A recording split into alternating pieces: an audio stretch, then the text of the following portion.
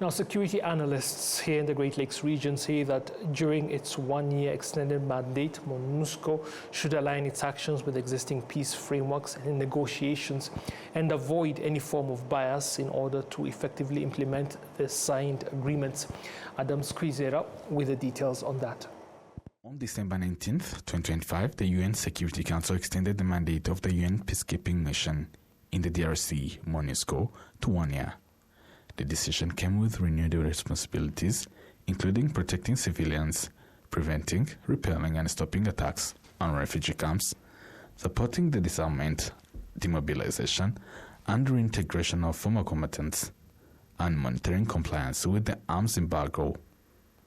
Ambassador Joseph Mutabuba, an expert in international relations, says that these responsibilities in themselves reveals contradictions with the realities on the ground. About the UN Security Council resolutions on and about Zaire or the DRC or East African region or the countries of the region of the Great Lakes, there are so many of them.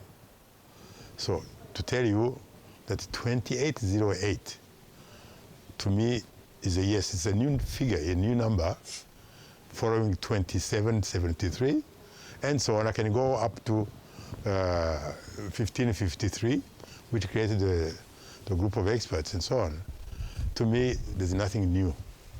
It's a succession of resolutions drafted by the same people, by the same pen holder, as I call it, but there's nothing new as such, and I cannot expect any miracle with that. Why? For so many reasons. One, they repeat themselves, and they repeat themselves when and knowing that nothing has been done about the previous resolutions.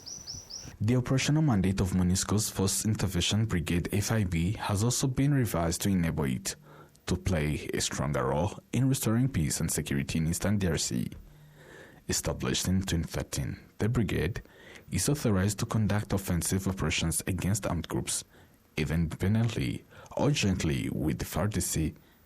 A move Ambassador Joseph Mutabuba says this should also be aligned with the peace processes that are in place.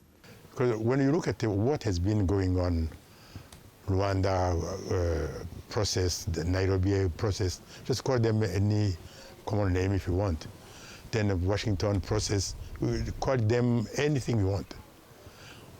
The common characteristic is that once this has been discussed and signed, is the same people and the same trend. Happens that there's no political will to do or to honor what they have signed. Or they have signed this, they read a different text, you wonder where it came from, you know? So if there's no political will to accept, to recognize that what we have discussed, agreed upon, and signed for is what we are going to do, then it will never happen. And that trend is clearly there to stay. When I hear statements from Kinshasa, from Muyaya, from all of them, it doesn't change much. So if it doesn't change as such, it means the political will is nil. Before the UN Security Council, Ambassador Martin Ngoga, Rwanda's permanent representative to the United Nations, stressed that MONUSCO must remain impartial in order to support the implementation of the peace agreements. Rwanda expects a mission that is clearly anchored in and reinforcing of the Washington Peace Agreement and the Doha Framework, both of which the Secretary General's report rightly identifies as the central avenues for a sustainable peace. The mandate must therefore prioritize strict impartiality and political neutrality, support to ceasefire implementation and political dialogue, robust human rights due diligence policy compliance, timely suspension and reporting mechanisms where required, refraining from offensive operations against parties formally engaged in political processes, and a realistic resource-conscious focus on stability, accountability, and political solutions. These priorities reflect the realities outlined in the Secretary General's report. MONUSCO's effectiveness will depend on aligning its operations with the political tracks that offer the only viable path forward. The Washington Peace Agreement and the Doha process are complementary, mutually reinforcing frameworks. When the mission supports them consistently and impartially, it can help to create the necessary space for implementation.